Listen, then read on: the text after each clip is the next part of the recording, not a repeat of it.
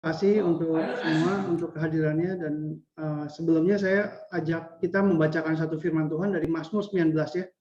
Mazmur 19 ayat 7 saya bacakan ya.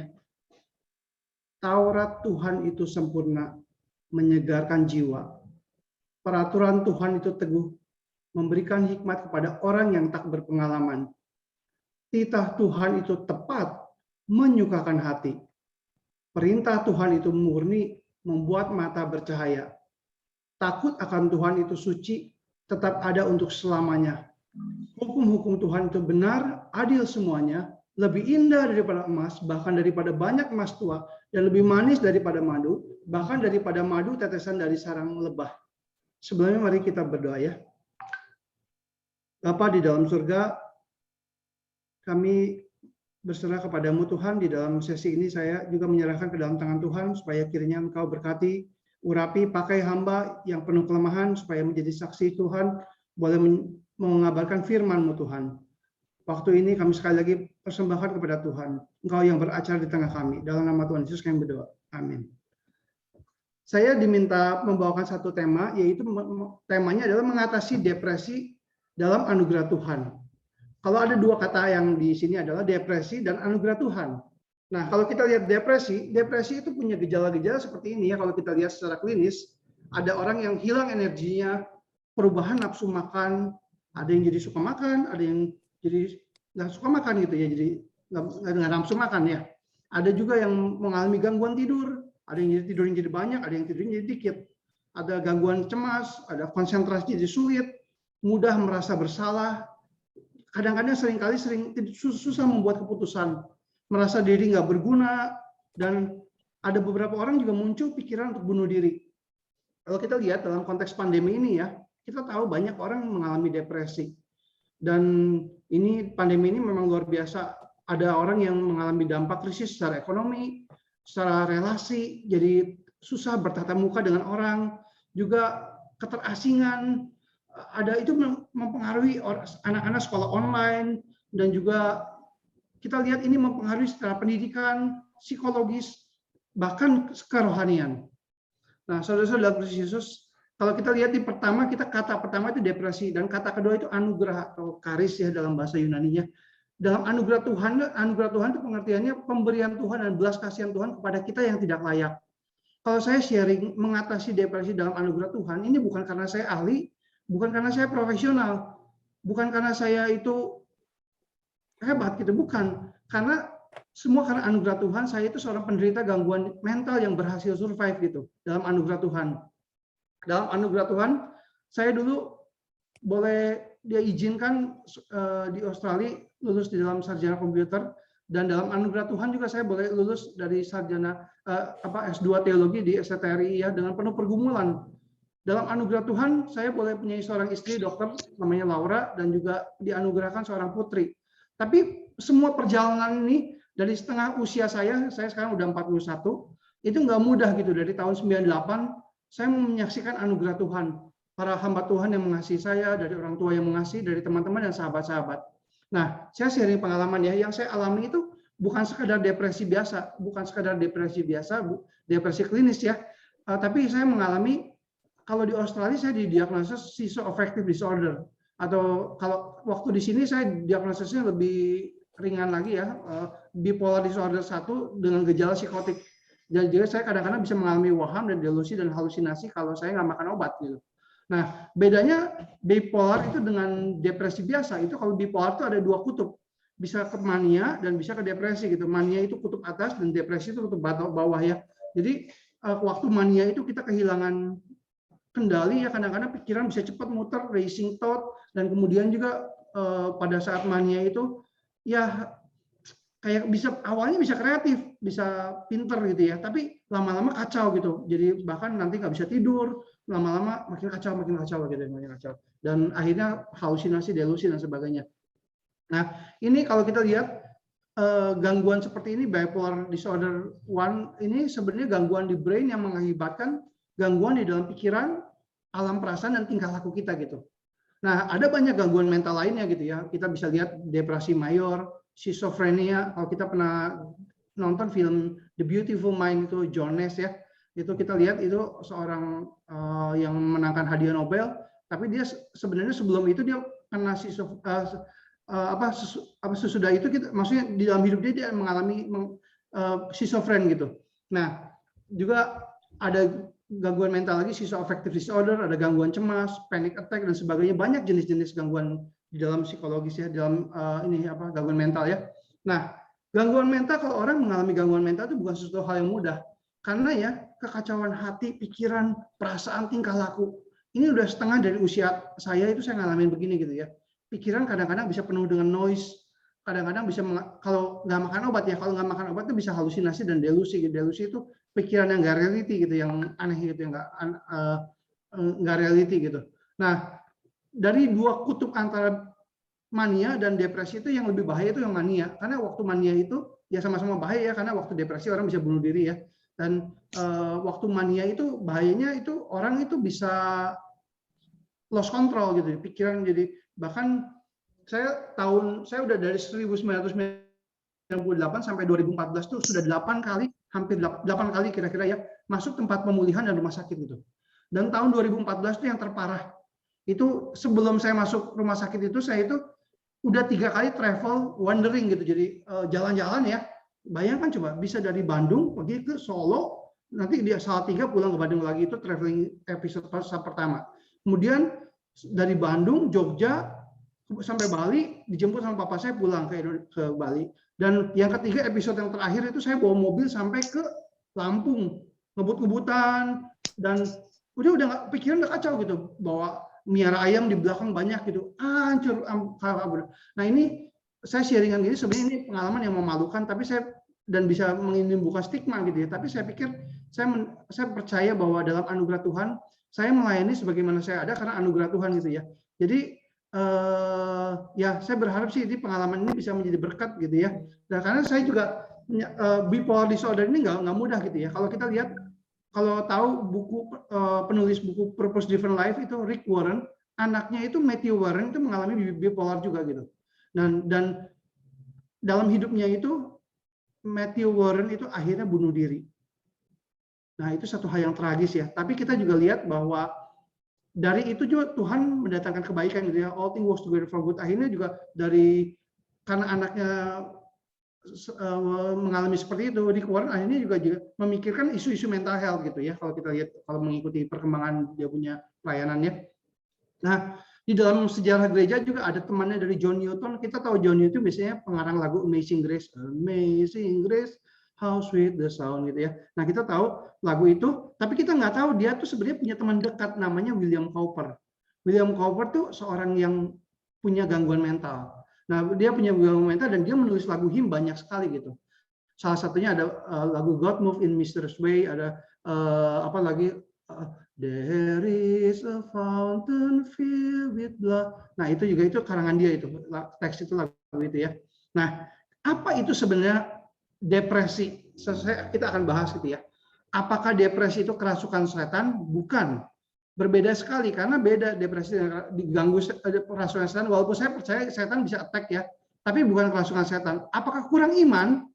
Kita jangan mikir depresi kurang iman, karena ini kita lihat apakah depresi itu dosa. Dosa bisa mengakibatkan depresi, dan pengakuan dosa dan pertobatan bisa meringankan depresi. Tapi jangan kita melihat orang depresi itu mudah menghakimi gitu.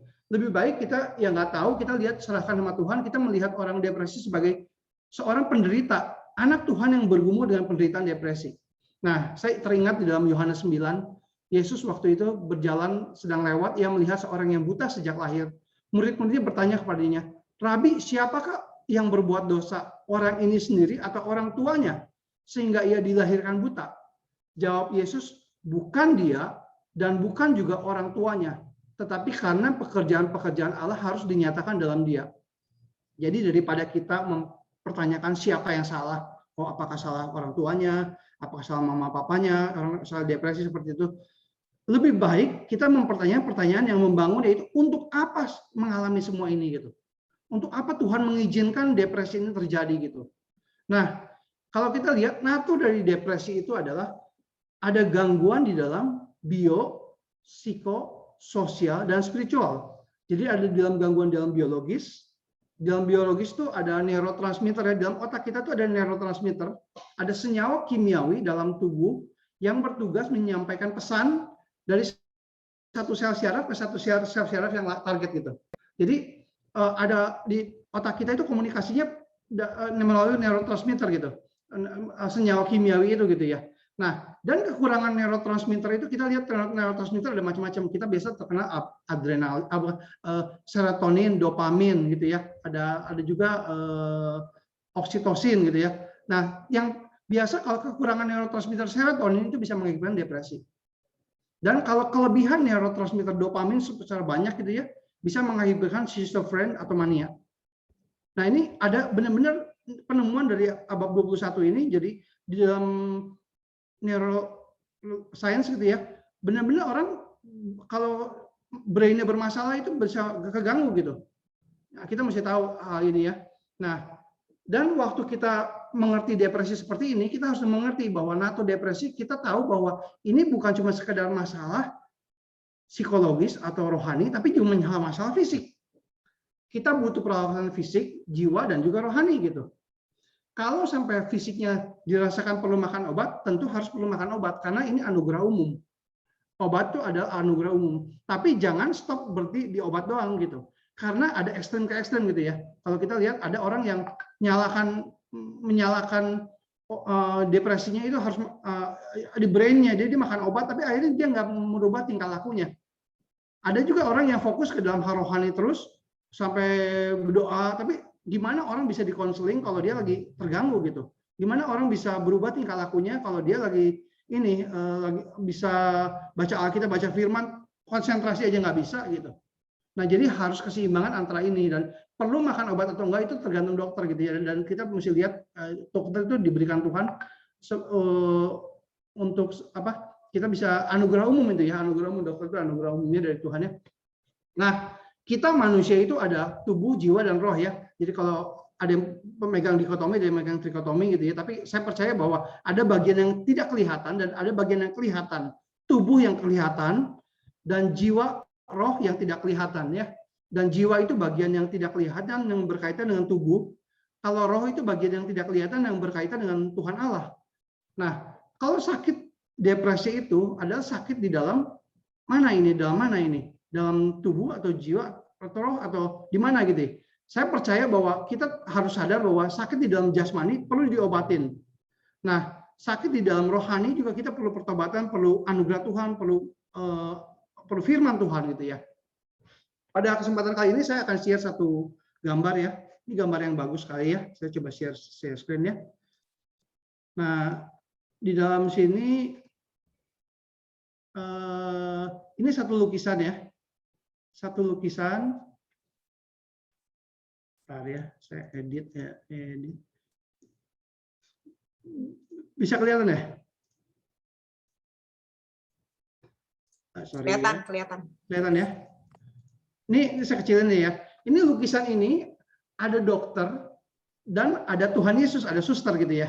Nah, ini saya melihat bahwa ini kita bentrok-bentrokan, kontradiksi dan bertentangan antara obat dan firman Tuhan dan doa gitu ya. Antara Tuhan Yesus dan medis gitu. Dengan anugerah umum dan anugerah khusus gitu, supernatural dan natural gitu ya. Dua-duanya itu perlu gitu, dan Tuhan bisa menyembuhkan orang secara langsung, Tuhan bisa menyembuhkan orang miracle gitu ya. Tapi juga seringkali jalan natural itu Tuhan juga bisa harus izinkan begitu gitu. Jadi harus makan obat dan sebagainya, dan kita nggak bisa paksakan ini gitu. Dan tapi bukan berarti kita nggak berdoa lagi. Dulu saya sama Pak Yosef Tong itu adiknya pendeta Stephen Tong ya. Saya disuruh kalau makan obat itu saya disuruh doa gitu. Makan obat depresi itu saya disuruh doa. Jadi kalau saya lagi makan obat tuh bukan berarti saya mengandalkan obat aja, tapi saya harus mengandalkan anugerah Tuhan gitu. Karena kita lihat secara keseluruhan ya. Oke, saya stop share-nya. Nah, kita harus mengerti ya. Dulu sebenarnya saya juga mengalami kalau ada pemahaman orang yang nggak ngerti depresi ya. Ada depresi itu, saya dulu waktu mengalami seperti ini, mengalami gangguan schizoafektif gitu ya.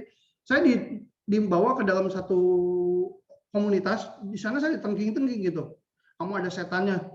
Ini saya ada share sedikit lah, ada skandal rohani gitu ya. Maksudnya saya dibaptis sudah 3 kali tuh. Sebenarnya baptis apa perlu 3 kali? Nggak perlu. Ini kalau baru tahu orang-orang sini ya. Baptis itu harus 1 kali aja gitu ya, 1 kali aja. Karena udah saya 3 kali, karena terus saya pernah diusir orang kerasukan setan dan sebagainya. Saya udah diusir, katanya setan udah pergi, kok saya masih nggak enak ya, kata saya. Tetap masih pikirannya masih kacau gitu ya. Nah, kita mesti lihat bahwa penanganan ini kalau memang itu bukan gangguan dari roh jahat gitu ya, di tengking-tengingnya percuma gitu. Nah, jadi kita waktu di Sydney itu saya nggak bayar-bayar dan saya akhirnya mesti makan obat gitu.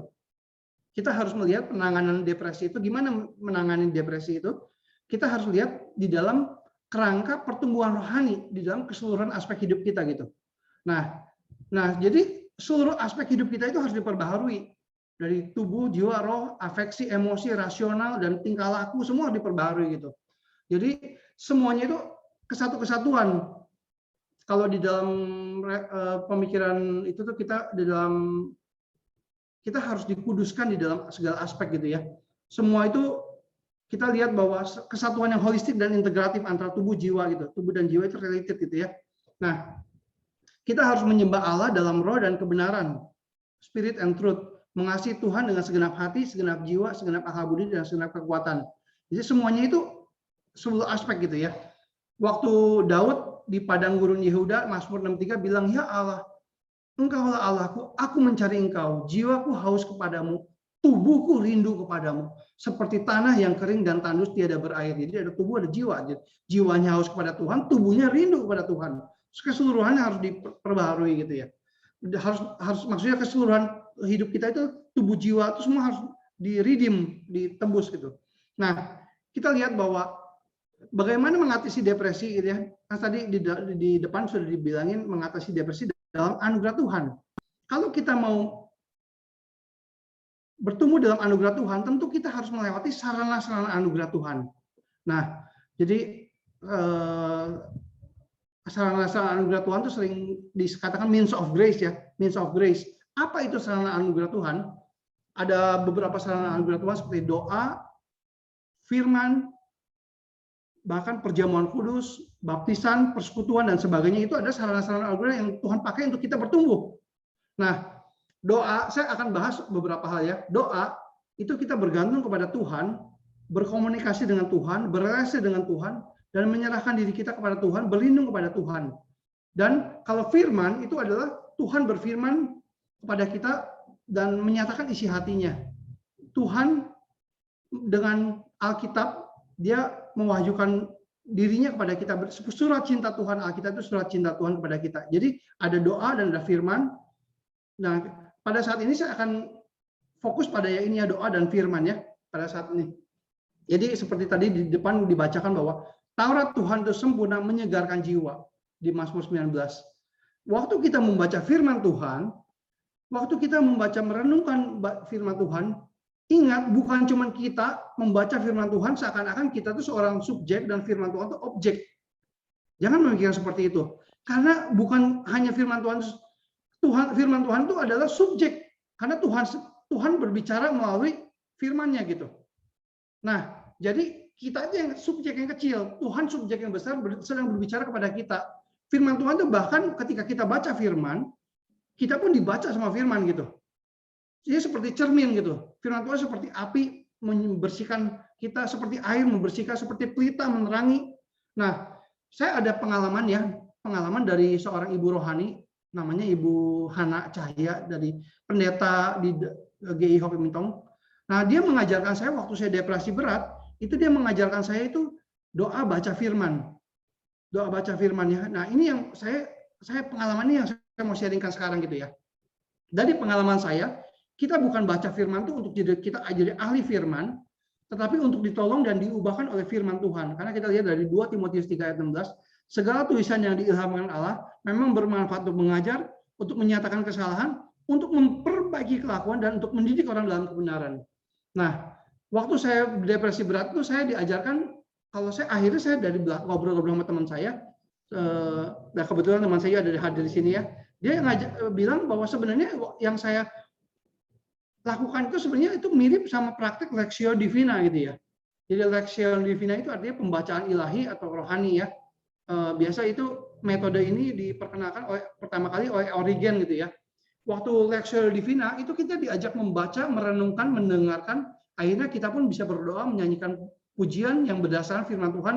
Nah, waktu Lectio Divina itu ada beberapa step gitu ya, ada Lectio membaca, meditatio merenungkan, oratio berdoa, dan contemplatio kontemplasi gitu ya.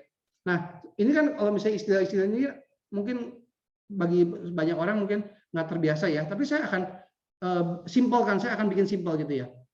Waktu kita Lectio, kita membaca firman Tuhan seperti saya bilang tadi, bukan cuma kita baca tulisan firman Tuhan itu, tapi kita sedang dibaca juga dan kita sedang membuka keseluruhan hidup kita terhadap firman Tuhan.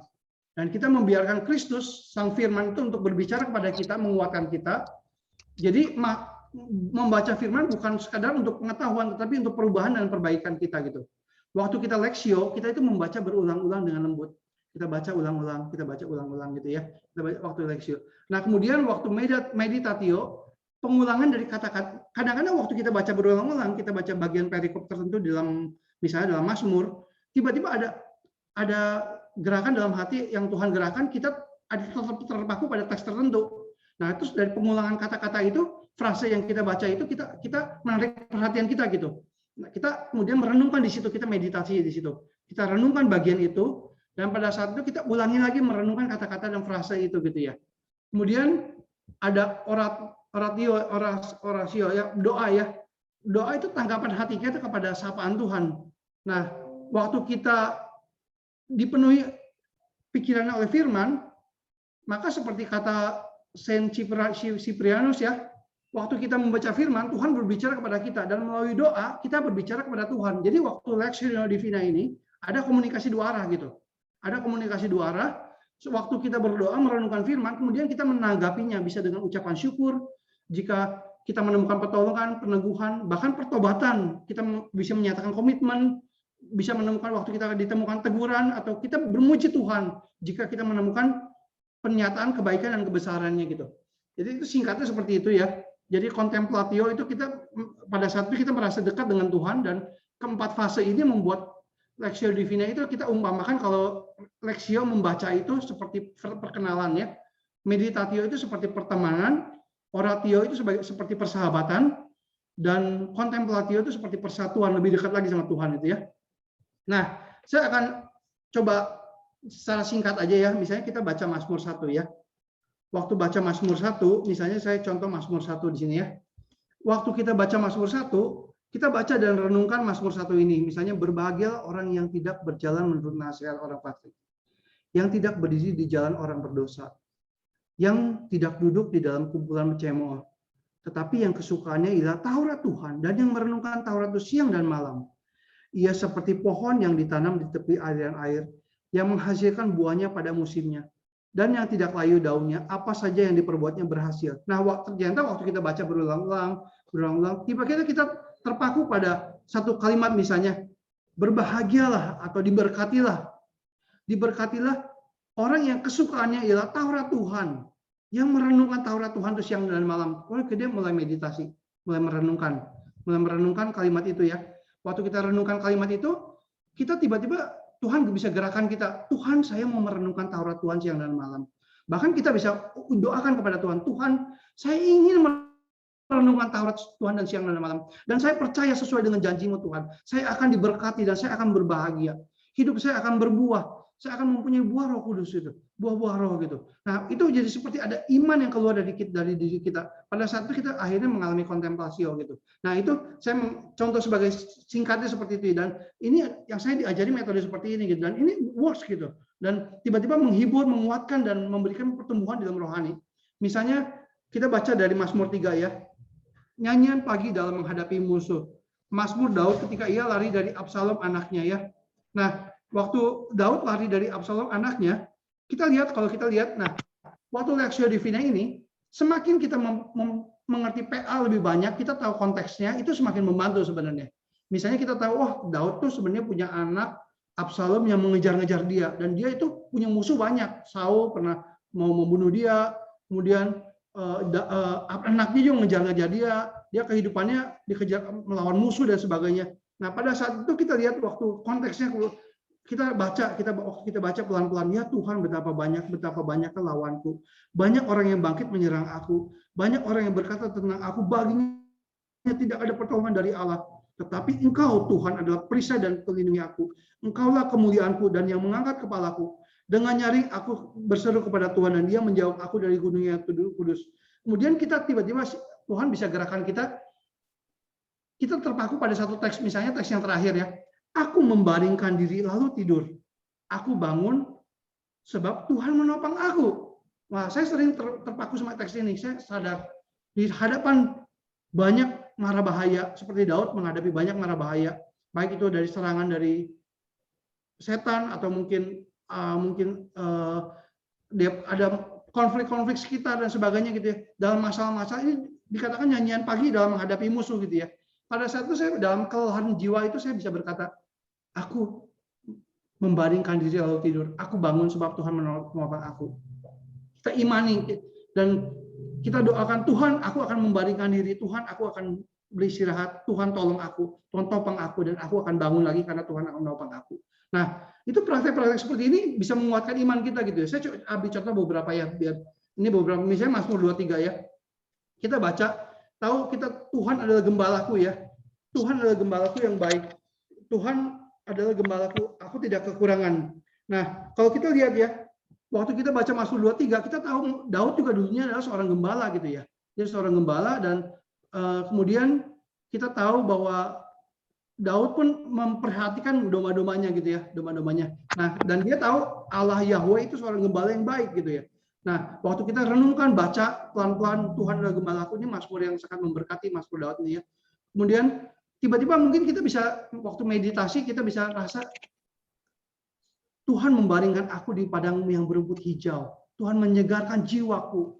Kita bisa meditasikan ketika sekalipun aku lewati lembah bayang-bayang kekelaman, aku tidak takut bahaya.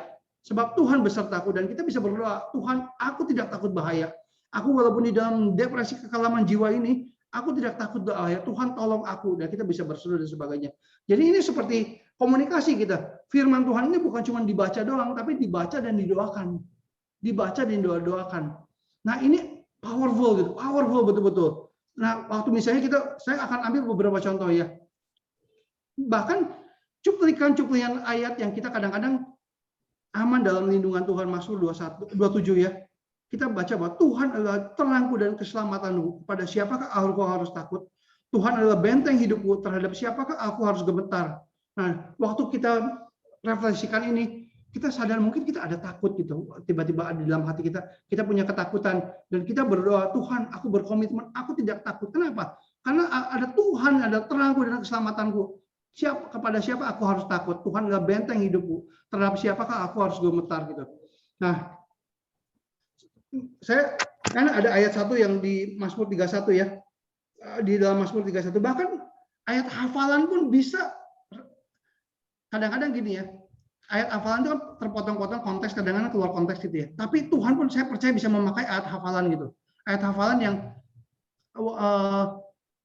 ayat hafalan Tuhan bisa pakai untuk menguatkan kita gitu, karena itu adalah firman Tuhan gitu ya. Misalnya saya sering terkuatkan sama ayat ini ya, ayat Mazmur 31, aman dalam tangan Tuhan untuk memimpin biduan Mazmur Daud. Padamu Tuhan aku berlindung, janganlah sekali-kali aku mendapat malu, luputkan aku oleh karena keadilan-Mu. Terus saya pernah pada saat itu saya ingat ayat ini ya, Tuhan aku berlindung padamu Tuhan. Tuhan aku berdoa, aku berlindung padamu Tuhan. Jangan sekali-sekali aku mendapat malu. Saya sadar bahwa ternyata saya mungkin ada malu karena saya melakukan kesalahan, melakukan dosa dan sebagainya. Tuhan tegur gitu. Tuhan tegur dan saya mengaku dosa dan sebagainya. Terus kemudian saya dikuatkan lagi. Tuhan, karena saya bergantung padamu, karena saya berlindung padamu, maka saya tidak akan dipermalukan. Saya tidak akan mendapat malu. Nah, jadi ada komunikasi gitu ya. Waktu akhirnya sampai akhirnya dalam proses seperti itu dan doa seperti itu lama-lama Tuhan berikan damai gitu. Oke, saya percaya bahwa Tuhan dengan iman saya, Tuhan akan ketika saya berlindung pada Tuhan, saya tidak akan dipermalukan. Coba bayangkan ini ayat-ayat kita begitu banyak ya. Kalau kita renungkan, ini memberikan pengharapan iman dan pengharapan gitu ya. Kalau kita lihat misalnya Mazmur 37, ini satu ayat hafalan misalnya. Tuhan menetapkan langkah-langkah orang hidupnya berkenan kepadanya. Apabila ia jatuh tidaklah sampai tergeletak, sebab Tuhan menopang tangannya. Kita baca renungkan Mazmur 37 dari atas gitu ya.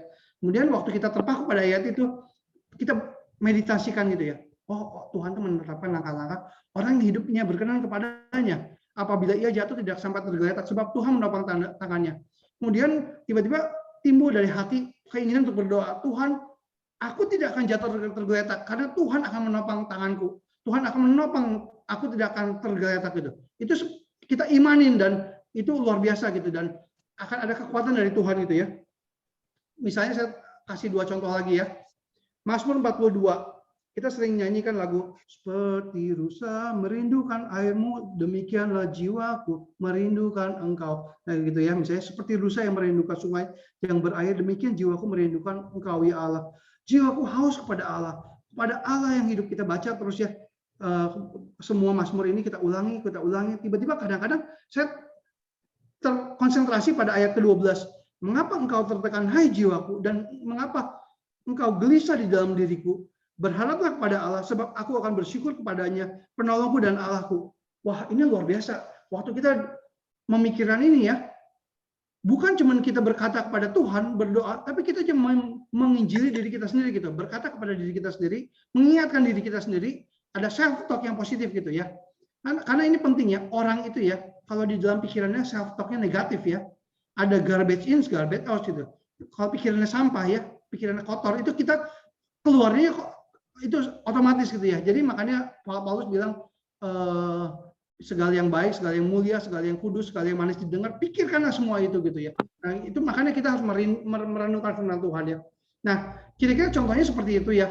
Jadi ini terlalu simpel untuk di ngomongin ya sebenarnya. Tapi yang saya mengalami dari cara yang simpel seperti ini gitu. Sebenarnya teorinya lebih dalam, lebih banyak gitu ya. Dan saya dikuatkan dengan cara seperti ini gitu ya. Misalnya dari Mazmur 62, hanya dekat Allah saja aku tenang, daripadanya keselamatanku ya.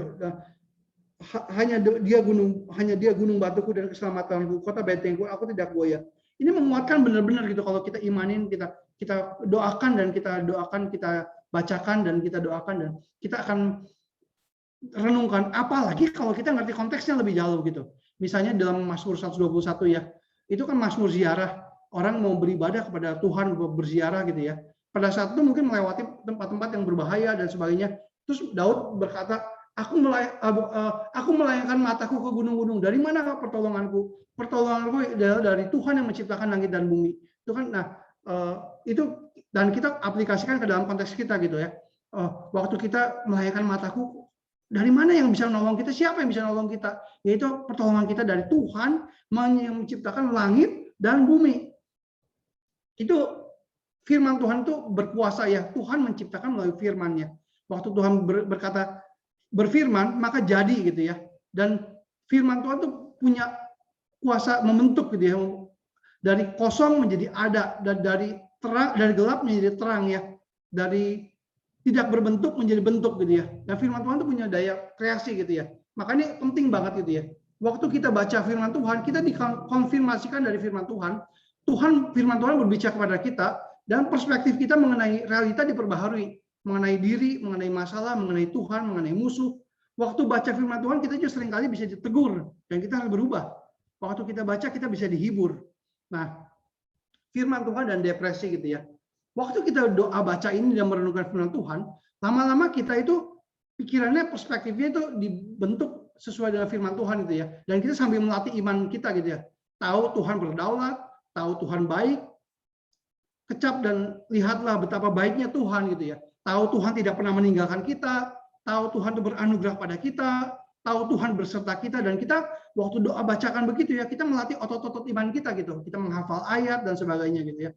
Nah, bahkan kalau kita bisa renungkan bukan cuma dari Mazmur ya, kita renungkan misalnya dari surat Paulus ya. Kita baca Roma misalnya, kita baca Roma pasal ke-8 ya misalnya. Saya bacakan Roma 8 ayat 18 misalnya gitu ya. Sebab aku yakin bahwa penderitaan zaman sekarang ini tidak dapat dibandingkan dengan kemuliaan yang akan dinyatakan kepada kita. Sebab dengan sangat rindu seluruh makhluk menantikan saat anak-anak Allah dinyatakan. Karena seluruh makhluk telah ditaklukkan kepada kesia-siaan. Bukan oleh kehendaknya sendiri, tetapi oleh kehendak Dia yang telah menaklukkannya. tetapi dalam pengharapan karena makhluk itu sendiri akan dimerdekakan dari perbudakan kebinasaan dan masuk ke dalam kemerdekaan kemuliaan anak-anak Allah. Sebab kita tahu bahwa sampai sekarang segala makhluk sama-sama mengeluh dan sama-sama merasa sakit bersalin. Dan bukan hanya mereka saja, tetapi kita yang telah menerima karunia surung roh juga mengeluh dalam hati sambil menanti pengangkatan sebagai anak, yaitu pembebasan tubuh kita. Sebab kita diselamatkan dalam pengharapan, tetapi pengharapan yang dilihat, bukan pengharapan lagi. Sebab bagaimana orang masih mengharapkan apa yang dilihatnya, tetapi jika kita mengharapkan apa yang tidak kita lihat, kita menantikannya dengan tekun. Demikian juga Roh membantu kita dalam kelemahan kita, sebab kita tidak tahu bagaimana sebenarnya kita harus berdoa, tetapi Roh sendiri berdoa untuk kita kepada Allah dengan keluhan-keluhan yang tak terucapan.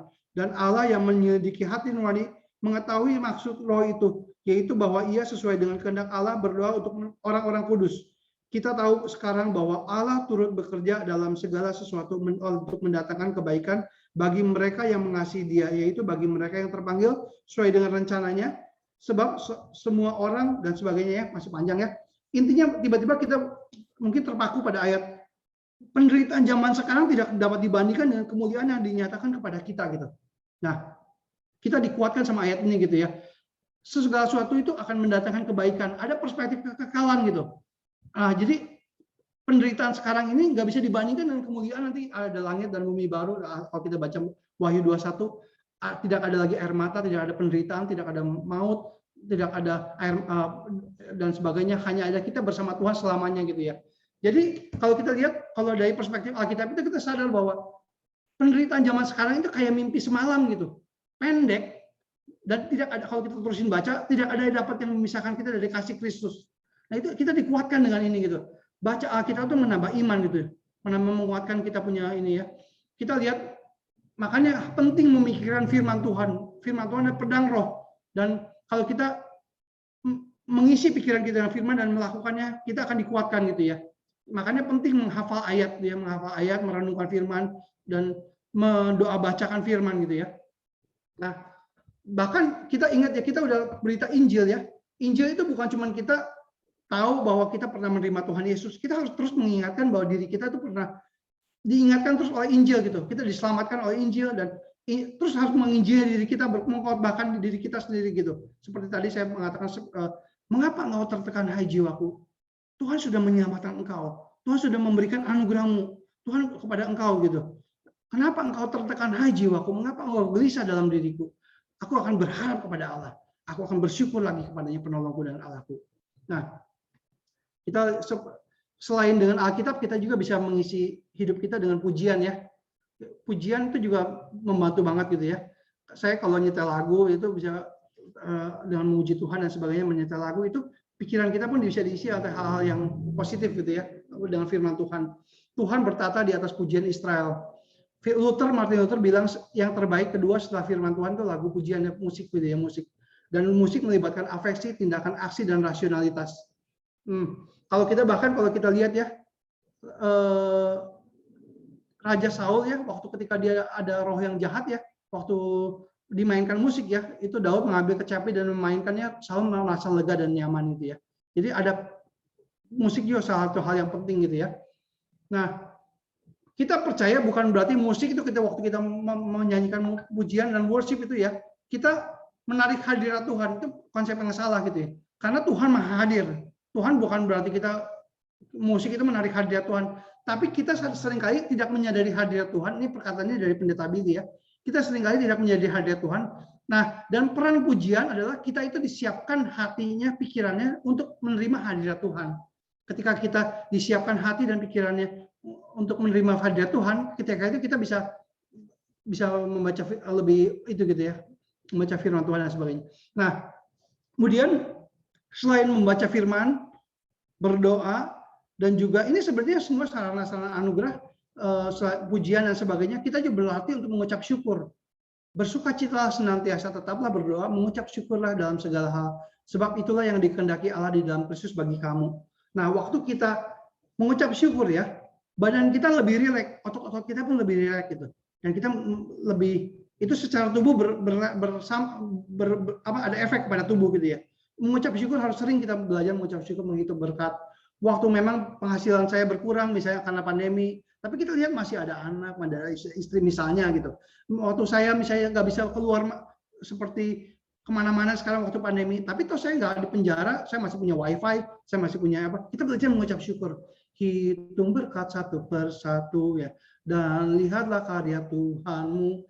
Hitung berkat satu persatu, hitung berkat yang melimpah padamu. Kita belajar hitung berkat, maka kita akan hidupnya akan sukacita gitu ya, akan bersyukur. Nah, dan juga selain itu kembali di dalam doa ya, kita juga belajar meratap gitu ya. Karena emosi yang tertekan itu ya, kalau kita suppress gitu, kita tekan itu nggak baik gitu ya. Maka kita belajar curahkan isi hatimu kepada Tuhan. Kita meratap kepada Tuhan, dan meratap itu menyalurkan pergumulan dengan cara yang benar gitu, dan melibatkan banyak afeksi, dan itu seringkali bikin relief di dalam kita gitu ya.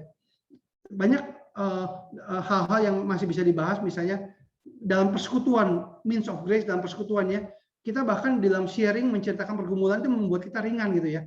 Bahkan waktu kita saling mengaku dosa, itu bisa membuat kita sembuh gitu.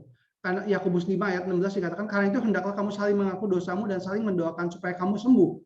Doa orang benar bila dengan yakin didoakan sangat besar kuasanya.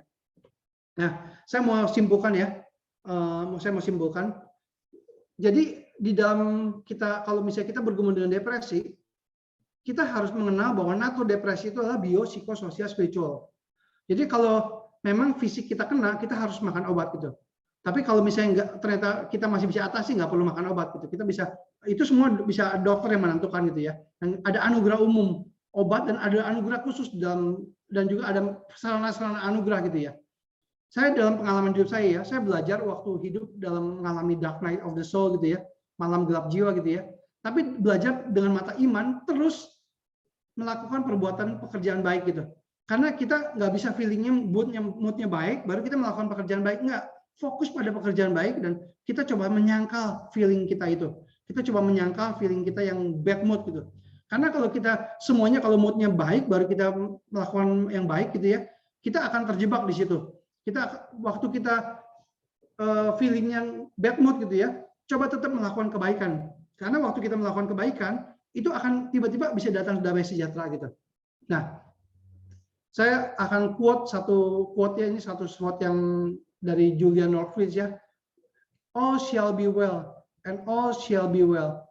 All manner of things shall be well. Semuanya akan baik-baik saja, dan semuanya akan baik-baik saja, dan semua hal akan baik-baik saja. Ada pengharapan bahwa kita tidak akan terhilang kalau kita sudah mengenal Tuhan. Kita tidak akan terhilang. Kita percaya bahwa it is well with my soul gitu, karena Allah adalah kasih. Allah itu adalah kasih. Jadi kita dengan iman melakukan mata iman melakukan pekerjaan baik, dan kita punya pengharapan semua akan baik-baik saja karena ada kasih Tuhan yang menyertai kita. Tuhan yang tidak pernah meninggalkan kita. Baik, sampai sini. Sebelum tanya jawab, saya tutup dalam doa dulu ya. Nanti masuk dalam tanya jawab. Tuhan, Bapa dalam surga, terima kasih Tuhan. Kami kali ini boleh belajar satu hal, bahwa di dalam kami dalam hidup, kalau menghadapi depresi, tolong kami Tuhan untuk belajar merenungkan firman-Mu Tuhan, sebab firman-Mu adalah pelita bagi kaki kami dan terang bagi jalan kami Tuhan.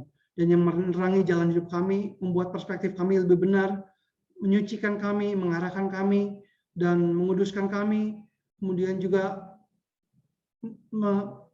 menyatakan kesalahan kami, mendidik kami dalam kebenaran Tuhan, mengajar kami, dan sebagainya Tuhan.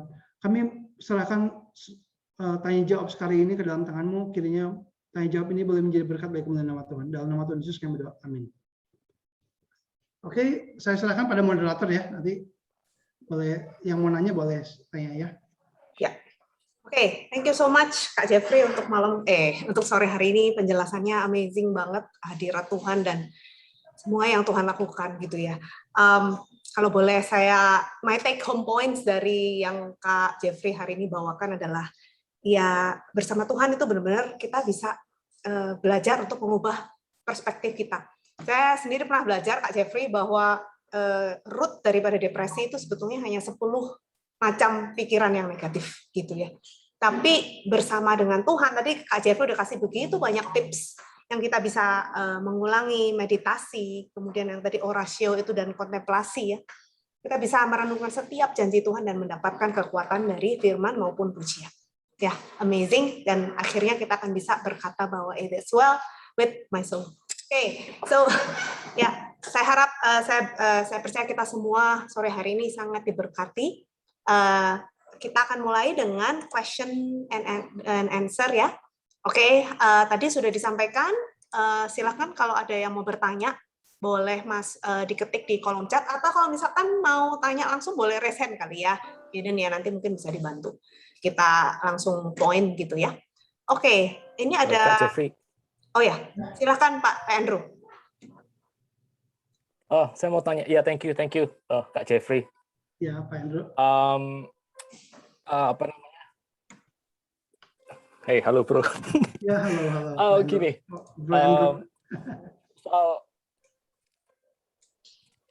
Iya, saya satu orang berdosa, temannya Pak Jeffrey. Ini saya sebelumnya terima kasih banyak untuk sharingnya ya, betul-betul sangat menguatkan dan juga memberkati. Mungkin pertanyaan saya berkenaan dengan masalah acceptance kita akan depresi yang kita alami gitu ya. Sebelum orang itu akhirnya mau bergumul dengan Tuhan lebih jauh, untuk dia lebih dekat dan lebih mau bertumbuh secara rohani, orang itu kan tahap pertama dia harus menerima dulu fakta, berdamai dengan realita bahwa dia mengalami depresi, atau mungkin di dalam kasusnya Pak Jeffrey kan bipolar depression ya. Dan untuk menerima hal itu kan saya percaya juga nggak gampang gitu ya. Kadang-kadang setelah berapa lama kita pikir kita sudah berdamai, tapi setelah jalan lebih jauh lagi, lalu kita mengalami kesulitan dan kita lihat ke belakang. Dan kalau pengalaman saya, seringkali saya juga kemudian bertanya, seandainya Tuhan itu tidak mengizinkan itu terjadi, apapun itu yang akhirnya membuat saya misalnya terjebak dalam depresi atau apapun, seandainya Tuhan itu tidak mencegah hal itu terjadi, saya pasti akan jadi orang yang lebih baik, lebih menyenangkan, lebih jadi berkat gitu. Lalu akhirnya kita bergumul lagi soal penerimaan untuk berdamai dengan, mau coba berdamai dengan realita itu sulit gitu ya. Jadi dari pengalaman saya kadang-kadang kita pikir sudah berdamai, ternyata belum. Setelah itu jalan lagi, ternyata regress lagi. Begitu. Kalau dari pengalaman Pak Jeffrey gimana ya untuk ini kalau dari Pak Jeffrey bisa betul terima dan dengan lega gitu bahwa memang Pak Jeffrey ada pergumulan dengan bipolar depression gitu. Kalau dari pengalaman saya juga bukan seperti saya bukan ahli, saya hanya survival gitu ya. Nah, saya dari pengalaman saya itu seperti ini ya. Saya ingat dari khotbah di dalam satu pendeta Johan Chandrawasa ya, bahwa hidup ini sebenarnya adalah sekumpulan peristiwa kehilangan. Jadi kita dari kecil ya, kita kehilangan kedamaian di dalam, maksudnya kita keluar dari rahim ibu yang tempat yang paling aman, kita udah kehilangan gitu ya, udah kehilangan comfort zone. Kemudian mungkin udah dewasa, kita kehilangan masa kanak-kanak, terus kadang-kadang kita kehilangan teman SD dan sebagainya. Terus kemudian satu hal, kita kehilangan bisa nanti kita kadang-kadang dalam waktu kerja bisa kehilangan kerjaan, bisa ada orang yang kehilangan orang tuanya. Papa saya baru beberapa bulan yang lalu meninggal ya. Saya kehilangan orang tua saya gitu ya. Ya peristiwa hidup itu peristiwa kehilangan terus ya. Kita nanti kehilangan kesehatan dan sebagainya. Nah di dalam setiap peristiwa ini itu kita tetap belajar gitu. Jadi nggak pernah selesai gitu. Kita berdamai dengan diri kan, berdamai dengan realita gitu ya, berdamai dengan realita aja, bukan cuma dengan kondisi diri yang berdepresi aja, tapi dengan realita eksternal pun, dengan realita keberadaan kita pun, semua kita belajar harus PR terus gitu ya. Nah sampai satu saat kita akan kehilangan kesehatan kita, kehilangan nyawa kita. Nah saya waktu dulu susah menerima kalau saya depresi ya. Sebenarnya saya lihat anak-anak waktu saya umur 20-an gitu ya, waktu saya lihat orang seusia saya kok kuat-kuat gitu ya. Saya apalagi yang kenal saya di Australia gitu, saya suka tidur gitu, banyak tidur dan sebagainya gitu ya. Karena obat itu mempengaruhi saya lemah gitu ya. Tapi saya belajar menerima gitu. Kalau saya nggak menerima ya, terus nggak mau makan obat gitu ya, saya bisa kuat tuh, tapi kuatnya ngaco. Buat apa? Kuat udah gitu kambuh gitu ya. Dan saya pun dalam peristiwa hidup saya pun, saya berkali-kali, kenapa saya bisa 8 kali masuk tempat pemulihan dan rumah sakit, kenapa? Karena saya pun bergumul di dalam menerima diri. Jadi pertanyaan Pak Andrew itu sangat relevan sekali. Kita seringkali nggak menerima realita. kita seringkali nggak menerima realitas saya itu depresi. Makanya saya berulang-ulang, oh enggak lah, ini mah kayaknya mama saya bilang waktu saya pulang dari Australia, saya pulang, saya udah pikir udah sembuh lah, udah bisa nggak ada stres, udah sekolah gitu, nggak ada stres kuliah gitu ya, tinggal mau masuk saat dulu gitu ya. Nah pada waktu itu saya mau masuk saat pada saat itu ya. Nah kemudian mama saya bilang kamu udah stop obatnya. Oke, saya bilang saya stop obatnya, saya stop obat, saya lawan dengan iman gitu ya. Berulang-ulang saya dalam proses seperti itu. Nanti saya udah baik lagi, udah makan obat dan sebagainya, udah pulih lagi. Itu sekali kambuh itu sebenarnya kondisi brain itu makin rusak. Tiap kali kambuh itu kondisi brain makin rusak, kemudian kondisi kekuatan tubuh makin lemah dan badan bisa makin besar, makin gemuk karena makan obatnya makin berat gitu. Nah, jadi saya terus dapat lagi pemahaman dari hamba Tuhan yang lain, oh kita harus dengan iman, kita lawan dan sebagainya. Wah iman saya menyala-nyala, stop obat lagi, jebret lagi gitu. Akhirnya sampai satu titik, akhirnya saya belajar ya, menerima realita bahwa saya itu orang yang sakit, orang yang butuh obat gitu. Orang sakit ya butuh obat gitu. Nah bahkan dari saya pun belajar dari firman Tuhan yang mengatakan seperti ini ya, karena firman Tuhan itu jadi membentuk saya gitu ya. Jadi dari Mazmur 119 dikatakan jika bukan firman Tuhan kegemaranku, aku sudah binasa dalam sengsaraku gitu ya. Nah itu saya ada penerimaan demi penerimaan, terus harus terus belajar gitu, menerima diri dan itu proses nggak habis-habis gitu. Nanti juga satu saat saya bisa saat akan kehilangan apalagi itu terus sampai umur saya, kita harus belajar gitu. Saya belajar dari papa saya ya. Papa saya itu dulu, kakek saya itu punya pabrik ya, dia itu ya kalau orang bayangkan, orang udah punya mapan materi banyak gitu ya, tiba-tiba bangkrut pabriknya, utang yang besar, personal garansi yang harus turun kepada anak-anak gitu ya. Papa saya bisa bertahan, terus kemudian dia kerja ke Bali, dari dulu gajinya cuma sebagai pekerja biasa gitu. Bayangkan dari anak konglomerat, cuci baju sendiri. Dan itu papa saya itu sudah menjadi berkat. Kenapa? Karena saya menyaksikan orang tuh harus menerima realita.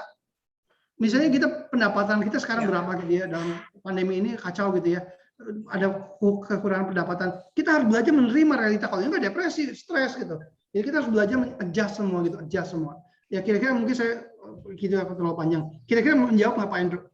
Oh, thank you. Very encouraging. Thank you. Oke, thank you Pak Andrew. Thank you. Jadi proses menerima itu sebuah titik. Sesudah itu mungkin lebih mudah untuk menjalani ya Kak Jeffrey ya. Ya. Oke, kita akan beralih ke next question, ada di chat. Oke, ini ada satu pertanyaan dari Ethan ya. Oke, tadi disebut bahwa gangguan mental biasanya memiliki penyebab dan gejala dari berbagai aspek seperti neurologi, jiwa, dan dampak rohani. Mungkinkah gangguan jiwa seseorang sepenuhnya terisolasi dalam tubuh jiwa atau bahkan rohnya? Apa sih, ini kurang mengerti sih. Mungkinkah gangguan jiwa seseorang dapat sepenuhnya terisolasi dalam tubuh? Maksudnya, saya percaya kalau ini saya nggak tahu maksudnya apa, tapi yang saya jelas. Oh iya, mungkin Ethan mau jelaskan secara langsung boleh supaya jelas questionnya. Silakan. Ya, sorry itu mungkin kurang jelas. Itu tadi kan disebut bisa gangguan mental itu bisa disebab ada beberapa aspek kan, itu ada aspek bio, psiko, sosio, dan juga rohani. Bisa nggak sebuah gangguan mental itu hanya tersebab oleh misalnya struktur otak gitu, dari sisi neurologi, atau hanya dari sisi rohani gitu, atau apakah selalu akan ada campuran beberapa aspek? Saya jawab langsung ya. Ini saya percaya, ini dari yang saya gumuli ya. Seharusnya semua related tuh. Misalnya kalau kita berbuat dosa ya, Kain waktu berbuat dosa dia Adam dan Hawa waktu berbuat dosa dia bersembunyi yang takut.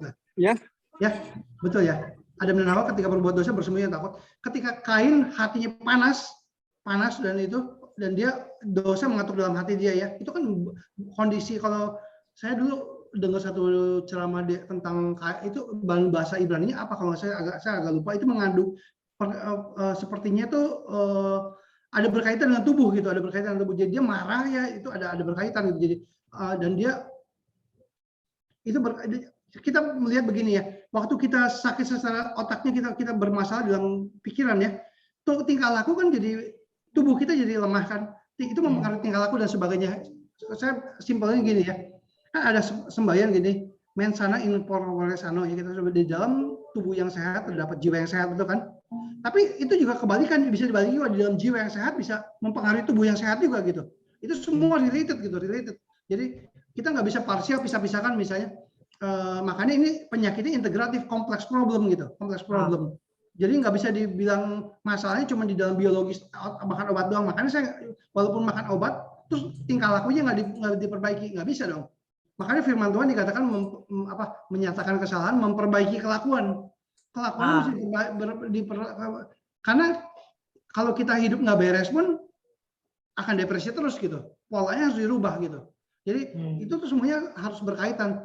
Tadi kan saya bilang bahwa jangan kita gampang menghakimi seseorang dosa karena depresi, tapi tetap saya percaya ya, dosa itu mengakibatkan depresi gitu. Dosa mengakibatkan depresi. Namanya kita masih hidup dalam dunia, sedikit banyak kita ada related sedikit kemana-mana gitu. Jadi nggak bisa penuhnya itu isolasi. Saya ini iman yang saya percaya seperti itu gitu. Ya bisa menangkap nggak Pak Etan? Ya, oke. Oke, ada lagi? Ya. Iya. Terima kasih. Ya, jadi penyebabnya itu semuanya integrated, terus solusinya juga holistic integrated ya Kak Jeffrey ya. Ya, betul. Approach-nya untuk benar-benar bisa tuntas ya. Oke, next question datang dari siapa nih Kak Setiadi ya. Bagaimana mengatasi depresi akibat pengalaman traumatik akibat bullying? Sebenarnya ya, saya juga bukan psikolog, bukan psikiater ya. Saya juga yang pengetahuan saya aja gitu ya, pengetahuan saya. Ya. Jadi kalau orang itu mengalami pengalaman traumatik juga, misalnya dibully atau apa gimana ya, saya pribadi percaya kita tuh bisa menemukan luka di dalam batin kita ya, luka dalam batin itu. Tapi satu hal yang di dalam pengajaran kekristenan tuh firman Tuhan bicara itu soal pengampunannya. Selama kita menyimpan dosa, membenci atau kita dibully itu bukan jangan mikir secara victim doang gitu. Orang dibully dia jadi victim doang gitu ya. Tapi dia bisa kalau dia membenci pun dia membenci itu dia menyimpan kepahitan gitu ya. Itu pun dia bisa terus terjebak di dalam itu recording itu gitu ya. Dan kita harus belajar hidup baru, belajar untuk mengampuni. Kan bullying itu banyak ya, ada bullying secara di sekolah misalnya dimain sama teman gitu, ada bullying secara seksual atau sebagainya, itu semua menimbulkan trauma-trauma di dalam batin gitu ya. Tapi kita harus belajar ajaran kekristenan itu mengajarkan pengampunan gitu ya. Saya suka dengar dulu di doa Bapa kami, ampunilah kesalahan kami seperti kami pun mengampuni orang yang bersalah kepada kami ya. Nah, kemudian ada di dalam satu kitab tuh di kitab Lukas kalau saya, kalau kita nggak mengampuni orang, maka Bapamu juga tidak akan mengampuni dosamu gitu ya. Maksudnya bukan berarti dosa kekal kita nggak diampuni, Tuhan udah mati di kayu salib, kita diampuni, kita anak Allah. Tapi kalau kita nggak mengampuni, kita pun ada relasi sama Tuhan yang nggak baik gitu. Ada relasi sama Tuhan. Jadi Tuhan ingin kita mengampuni. Ya. Saya percaya sih nggak sesimpel ini ya, Saya percaya kasus tentu perlu. Saya bukan ahlinya ya, ini saya juga cuma sampai sini saya bisa menjawab ya. Ya, baik ya. Jadi mungkin kalau udah depresi juga ada baiknya dibantu dengan konselor gitu ya, Kak Jeffrey ya. Dan nanti mungkin bisa dilakukan secara pastoral counseling juga, diarahkan ke arah pengampunan itu. Ya. Dan mungkin memang ada terapinya sendiri sih untuk mengatasi yang post traumatic itu. Ya. Oke. Semoga menjawab ya. Ya. Oke, jadi next question, Kak mau nanya. Apakah setiap orang yang gagal dalam urusan cinta bisa depresi? Silakan, Kak. Ini ya, orang dari urusan saya tentu bisa orang yang, ini pertanyaan Darren ya. Oke, orang yang gagal dalam urusan cinta tentu bisa depresi. Saya pribadi adalah orang yang mengalami seperti itu. Jadi saya bisa dalam hal ini saya bisa bicara. Ya, kenapa ya? Karena saya down banyak di dalam pergumulan di dalam relasional gitu ya. Itu kadang-kadang anak sekarang itu kita mesti sadar ya, kita jatuh cinta dalam masa muda gitu ya, waktu pubertas gitu ya, itu tuh pikiran penuh dengan hormon cinta gitu ya, maksudnya mau punya pacar dan sebagainya gitu ya. Waktu itu kita mesti sadar, jangan kadang-kadang itu sebenarnya waktu kecil tuh waktu remaja maksudnya seringkali cinta kita cinta monyet gitu ya, dan itu seringkali itu rasanya itu deep dalam gitu ya. Dan saya mengalami seperti itu, dan saya memikirkan orang yang saya dulu sukai gitu ya, dan waktu patah bahkan belum jadian sebenarnya, rasanya udah down banget gitu, down banget, dan depresi, bisa depresi betul, dan itu karena kita mesti sadar juga pengaruh hormonal di otak, masa puber dan sebagainya, itu mesti dipertimbangkan gitu ya, itu betul bisa begitu. Dan kita mesti belajar ya move on gitu. Jadi ya dalam hidup saya pernah sampai udah tunangan akhirnya diputus gitu, itu juga saya down gitu, dan tapi move on, Tuhan berikan yang lebih baik gitu, dan itu cinta itu bisa mengakibatkan depresi, betul.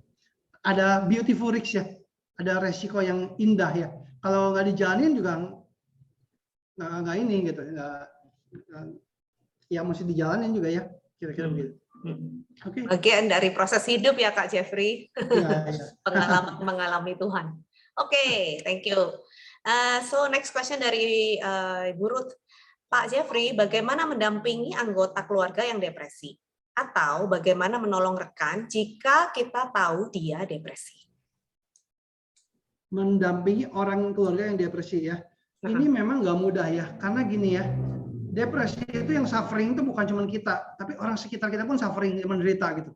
Orang sekitar kita pun ikut bersama kita itu ikut menderita gitu. Bahkan juga bisa menderita besar juga gitu, karena tertarik dengan kita punya urusan. Jadi waktu kita sama-sama menderita itu, jadi Tuhan tuh membentuk bareng-bareng gitu, bukan cuma individual itu. Kita jangan pernah berharap ya bahwa depresi itu, nah ini saya mau tambahkan ya, depresi itu bukan cuma masalah individual, tapi masalah relasional. Jadi problema itu bukan cuma di dalam individual, tapi dalam relasi, dalam pengampunan, dalam sesama, jadi itu semua related gitu dalam satu support system dan sebagainya. Nah, gimana mendampingi anggota keluarga yang depresi ya? Itu kita butuh long suffering ya, betul, sama-sama bergumul bersama-sama, dan itu nggak mudah gitu, mudah diucapkan gitu ya. Nah, kalau mungkin mesti tanya mama saya gimana tuh. Saya waktu depresi, mama saya tuh susah sekali gitu, karena saya kadang-kadang bisa jadi, kalau di luar kontrol itu saya bisa jadi orang yang kurang ajar gitu, Nah itu mama tetap dengan doa, dengan air mata, dengan cinta kasih. Nah mungkin nanya bukan ke saya, mungkin nanya ke mama saya lebih cocok gitu, nanya mama saya. Jadi gimana nolong rekan kita, dan jadi ya kira-kira harus belajar sabar ya, Orang yang menangani depresi itu nggak mudah gitu ya. Mungkin mesti ngobrol sama mama saya gitu. Nanti WA-nya dicatat. Oke, next question. Ya, gitu ya Miss Ruth, nanti disambung lagi dengan mamanya Kak Jeffrey. Oke, I think di chat sih udah nggak ada question. Coba saya cek. Oke, tapi apakah di sini masih ada teman-teman sekalian yang masih pengen nanya? Boleh dikasih kesempatan. Silahkan, mumpung ada ini narasumbernya kita. Saya boleh tanya lagi, boleh nggak? Boleh. Oh, boleh itu. Pak Andrew boleh dulu. Oh enggak, Ethan dulu deh. Oke. Ini mau klarifikasi aja. Tadi itu Pak Jeffrey bilang ketika lagi ada episode mania gitu, bisa sampai jalan-jalan beberapa hari, nyetir ke Lampung atau apa gitu, itu bisa berlangsung beberapa hari. Bisa lama, bisa panjang. Itu bisa episode itu bisa panjang. Dan ini bisa, saya lama lupa, panjang banget tuh itu kan saya bilang 3 episode itu tuh nyambung itu semuanya. Episode 1, episode 2 yang ke Solo itu, sampai kemudian ke Bali, sampai dengan itu melelahkan sekali untuk keluarga, melelahkan sekali. Saya juga, dan saya ditolong sama rekan saya, nggak tahu tadi dia hadir di sini ya, saya lihat dia ada hadir di sini, dan dia yang membawa saya, istilahnya dia dengan guyonannya dia membawa saya masuk ke dalam rumah sakit gitu. Karena pendeta juga ternyata udah nggak bisa nanganin gitu, udah dia ngomongin nggak bisa nyambung gitu. Tapi dia dengan goyonannya, nah itu ada karunia tersendiri teman saya ini. Ya dia hadir di sini tapi saya nggak sebut namanya. Gitu. Terus itu dalam satu episode itu. Kenapa? Itu dapat episode mania, betul episode mania. Terus itu Mania dengan gejala psikotik ya, mania dengan gejala psikotik. Jadi saya udah nggak pada saat itu udah nggak realistik pikirannya, udah dunianya udah realitanya udah ngaco gitu. Jadi tapi selama satu episode itu Pak Jeffrey itu sadar diri nggak? Kayak sadar sedang melakukan apa gitu? Atau sama sekali nggak ingat? Memorinya saya bisa ingat, tapi pada saat itu pikiran saya amburadul. Pikiran saya amburadul. Memorinya saya bisa ingat sampai sekarang, detail saya ingat memorinya, apa yang saya kerjakan, apa yang saya pikirkan, apa yang saya lakukan, saya detail. Tapi waktu pada saat itu saya bisa berubah-ubah dan bisa apa mengalami ini itu dan pikiran ini itu dan sebagainya, itu betul-betul saya nggak bisa pilih lagi, udah kacau gitu. Karena gini ya, pikiran seseorang yang seharusnya yang normal itu seharusnya sound gitu, tenang. Ya, dia bisa makanya kalau kita baca di dalam ini ya, di dalam Injil ya, waktu Yesus menghardik orang yang kerasukan setan, ini berbeda dengan kerasukan setan, berbeda dengan depresi dan schizofren, beda ya. Tapi dikatakan orang itu nanti jadi duduk waras gitu ya, duduk waras ya. Dikatakan kalau dalam bahasa Yunani itu mengandung ada sound mind gitu. Makanya kalau kita, Tuhan bukan memberikan kita roh ketakutan, tapi roh yang membangkitkan kasih, ketertiban dan itu ya, sound mind itu ya, kasih kekuatan dan ketertiban itu ya. Sound mind itu ada pikiran yang disiplin dan tertata gitu. Itu kalau dalam keadaan mania itu kita nggak kacau gitu. Dalam keadaan mania itu kita tuh seperti gimana ya, roller coaster betul-betul ya. Bisa nanti pindah ke depresi lagi, pindah ke mania lagi dan sebagainya. Kreatif bikin ini kadang-kadang kalau lagi hipomania itu ya, masih kreatifnya bisa ditolerable, bisa bikin buku, bisa bikin karya software dan sebagainya. Kalau udah mania itu udah pecah, ngomong juga cepat. Sekarang juga saya ini bawaannya kan saya cepat ngomongnya ya. Saya pribadi saya sadar hari-hari ini sampai sekarang pun depresi ini, mania itu bukan berarti sembuh. Saya itu masih ada sampai sekarang, tapi terkontrol gitu, obat itu mengontrol. Jadi saya tahu itu anugerah umum gitu. Sampai sekarang saya udah tahu. Jadi kalau saya stopin ya, saya stop 2 bulan atau sebulan, saya pindah lagi kayak dulu lagi, dan nanti kondisinya saya makin parah lagi gitu. Oke, gimana? Ini mau follow up dikit, follow up question sebentar ya kalau boleh.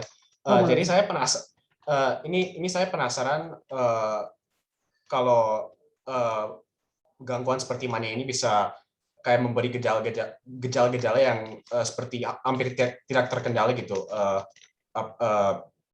Kegiatan yang dilakukan ketika selama episode mania atau psikotik ini. Jadi kalau emang ada gejala yang benar-benar tidak bisa dikendalikan seperti mania ini, dan gejala ini menyebabkan seseorang untuk melakukan sesuatu yang biasanya itu buruk. Misalnya saya dengar bahwa apakah itu termasuk dosa gitu. Karena saya tuh dengar misalnya mania itu salah satu gejalanya itu hiperseksualitas. Jadi ya, betul.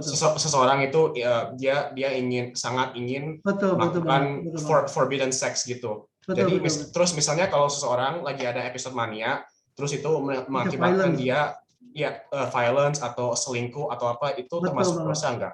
Betul banget. Itu semua tetap dosa.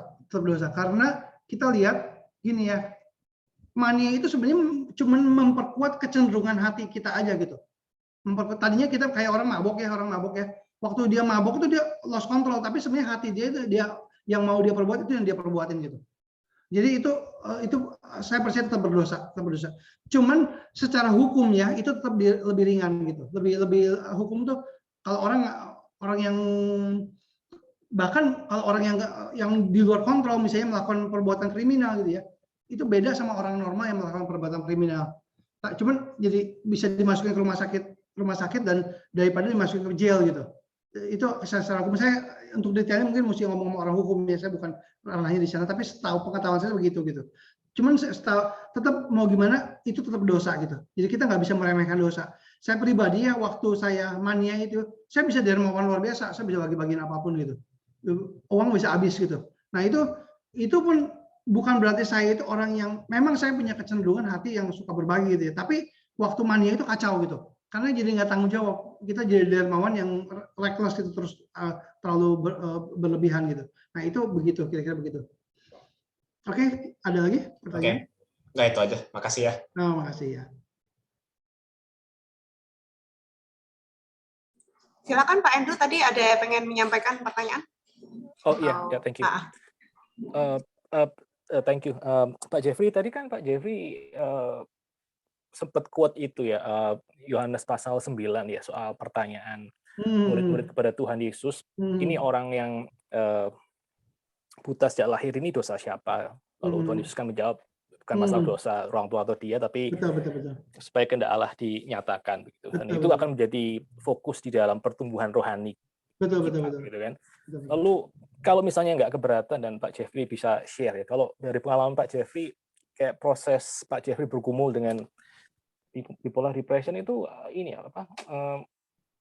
Gimana bisa men-shape pengalaman Pak Jeffrey dengan Tuhan ya?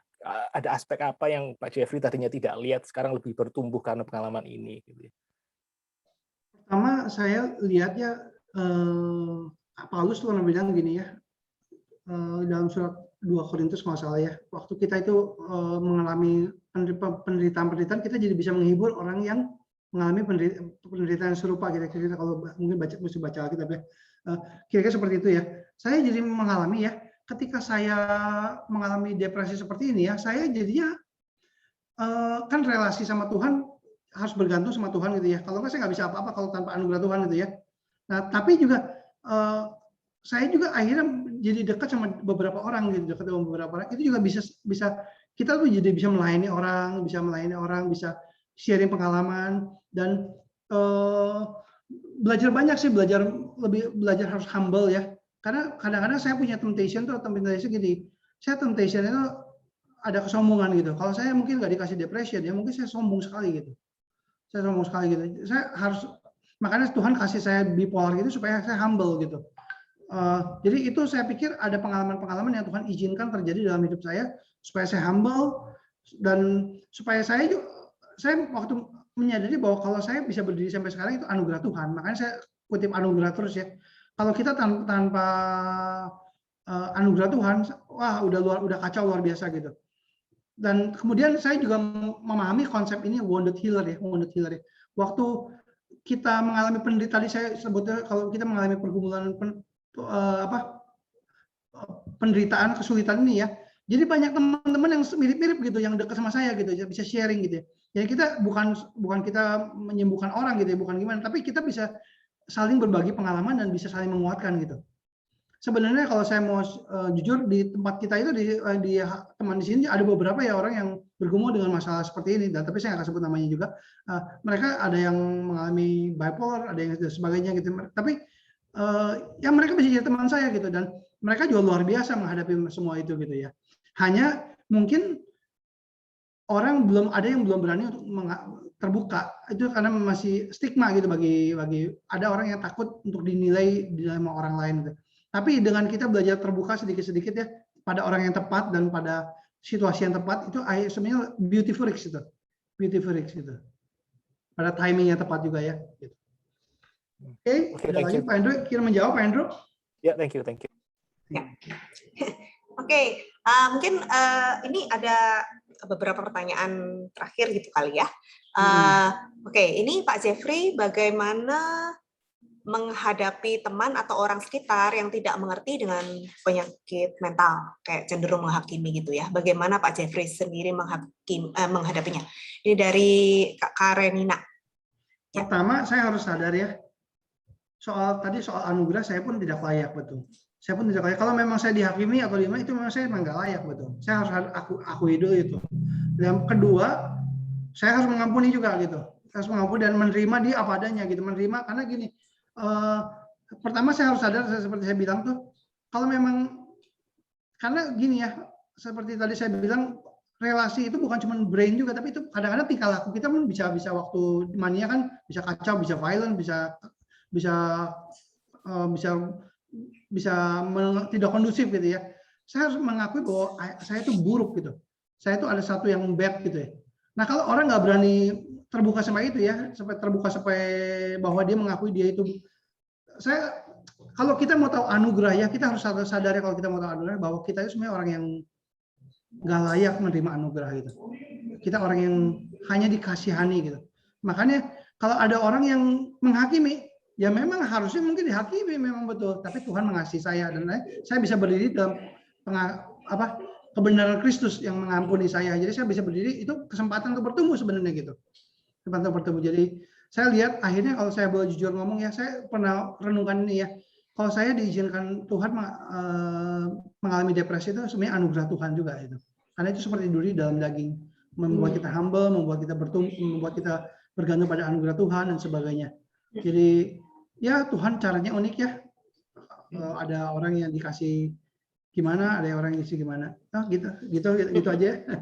Wah, iya. Jadi kadang-kadang kita nggak bisa mengontrol orang lain ke kita, tapi kita bisa mengontrol respon kita ya Kak Jeffrey. Betul sekali. Dengan berpikir bahwa ya inilah anugerah Tuhan, menerima dan menjalani dan akhirnya bertumbuh dewasa. Luar biasa. Oke, ini ada satu pertanyaan lagi dari siapa nih? Jaden kayaknya ya. Kak Jeffrey, apakah ada korelasi antara depresi dengan orientasi LGBT? Saya sendiri bukan research di sana ya. Saya juga nggak mengalami itu juga gitu, nggak bergumul dengan itu ya, nggak bergumul dengan itu. Okay. Tapi saya nggak berani jawab soal ini. Ini mungkin saya lepas skip yang ini ya. Ini saya fair. Oke, ya. Sip, fair enough. Mungkin ada ahlinya yang bisa menjawab lebih tepat ya. Oke, ini ada satu message dari Kak Cindy juga ya. Mungkin agak panjang, saya bacakan aja. Terima kasih Pak Jeffrey sharingnya. Saya juga pernah bipolar dalam siklus on-off bertahun-tahun waktu remaja. Ketika alami episode terakhir pas kuliah, setelahnya pas normal, saya berdoa. Kalau hal ini tidak jadi berkat, maka Tuhan tolong ambil. Tuhan baik, Ia menjawab doa dan memulihkan saya dari bipolar ekstrim. Memang tahun-tahun setelahnya kadang ada masa down ketika sedih karena peristiwa traumatis, tapi tidak sampai se-ekstrim, tapi tidak sampai se-ekstrim bipolar dahulu. Tapi sekarang Tuhan mengizinkan saya alami depresi karena pergumulan jadi ibu rumah tangga, urus anak yang passionnya tidak tersalurkan, dan itu buat burnout, stres bertahun-tahun sampai tahun terburuk tahun ini ya. Bersyukur tidak sampai jatuh ke bipolar lagi, walau ada mood swing dan sakit kepala intens kalau lagi tegang, stres. Karena faktor utama perilaku anak-anak yang susah nurut, sementara saya kuat kolerik, melankolik, dan sebagian sanguin. Oke. Sekarang sedang terapi, konseling, dan minum obat dengan tetap beriman Tuhan beserta dan akan memulihkan saya lagi. Bahkan memakai saya menguatkan teman yang lain yang juga bergumul dengan sikon mental juga. Terima kasih untuk sharingnya. Ya, thank you untuk sharingnya, Bu. Menguatkan kita semua. Oke, ini juga ada sharing lagi rupanya ya, dari Mika Armadi ya. Apa yang Jeffrey alami sama seperti saya, dan saya baru move on itu dari 2 tahun yang lalu. Saya tidak menjalani ya pengobatan medis dan psikolog, tapi oleh anugerah Tuhan mempertemukan saya pada seorang teman. Dia mengerti psikologi, di situ dia ngajak saya ke komunitas pecinta alam. Jadi kegiatan positif, dan saya juga bertemu seorang hamba Tuhan yang mengingatkan untuk mengampuni diri, menerima diri, bahwa Kristus sudah mengampuni saat kita mengakui dosa kita, mengampuni orang-orang yang telah menyakiti hati saya, percaya bahwa masa depan ada di dalam Kristus, menyadari bahwa semasih di dunia ini maka kita harus siap menderita, karena Kristus sendiri sudah menderita untuk kita, padahal kita layak untuk menderita, sedang Kristus rela demi kita. Semoga jadi berkat. Sekian dari kesaksian saya. Wow. Gimana tanggapannya Kak Jeffrey? Ya, ini thank you ya untuk sharingnya ya. Memang anugerah Tuhan kalau bisa ini ya, bisa move on dari ini ya, bisa dari pengalaman seperti ini ya. Ya, okay. Cuman saya ada sedikit refleksi ya. Saya pribadi juga kita saling berbagi pengalaman, cuman di dalam mungkin saudara-saudari Mika mungkin bisa bebas dari obat ya, tapi ada beberapa orang ya yang memang bisa ada seumur hidup harus makan obat gitu. Itu bisa begitu. Jadi itu pengalaman itu nggak bisa kita generalisasi pada semua orang gitu, pada pengalaman. Karena jadi saya pribadi juga kayak orang yang disembuhkan Tuhan Yesus gitu ya, miracle nggak bisa kita klaim untuk sama untuk setiap orang gitu. Jadi tapi kalau kita mengalami anugerah Tuhan seperti itu untuk satu kesaksian yang Tuhan sudah bekerja dalam hidup kita, itu satu anugerah Tuhan itu ya. Cuman saya pribadi pun nggak bisa, pengalaman saya pun jadi standar untuk orang lain juga gitu ya. Kan hanya kita berbagi aja, jadi sering berbagi gitu ya. Karena ya kalau saya pelajari di dalam ilmu kejiwaan ya gitu, kita lihat di SM itu banyak banget tuh, spektrum itunya banyak banget itu. Ada yang tipe ini, tipe paranoid schizofren, ada yang tipe katatonic schizofren, ada yang tipe nanti ada aksi sini adalah gangguan cemas, gangguan panik, gangguan banyak banget gitu. Jadi kalau kita lihat terlalu masalah manusia itu banyak banget gitu ya. Jadi tapi kita semua walaupun gitu kita punya pengharapan, yaitu kita punya Tuhan dan punya firman Tuhan. Nah, kiranya kita semua sama-sama bisa dikuatkan oleh itu gitu. Dan kita harus, nah satu hal juga ya, saya mau tekankan, kita walaupun kita yang tadi saya ingatkan lagi ya, walaupun kita kalau sampai memerlukan medis, tapi kita harus ingat kita harus memperbaiki kelakuan kita gitu. Dan harus hidup dalam aspek sanctification, pengudusan, bahwa itu akan membuat pattern hidup kita lebih baik dan mentaati firman Tuhan itu ya, itu akan membuat kita akan lebih diberkati gitu. Ya kitanya begitulah. Oke. Oke, ya. Thank you Kak Jeffrey. Oke. Ya, kayak saya lihat di chat sih udah nggak ada pertanyaan lagi. Tapi mungkin kalau masih ada nih, mungkin 1 atau 2 pertanyaan terakhir mungkin. Kalau masih ada dari teman-teman yang masih kepengen nanya, silahkan mungkin ya. Boleh dikasih kesempatan ya. Sementara nunggu, saya juga pengen nanya nih Kak Jeffrey. Oke.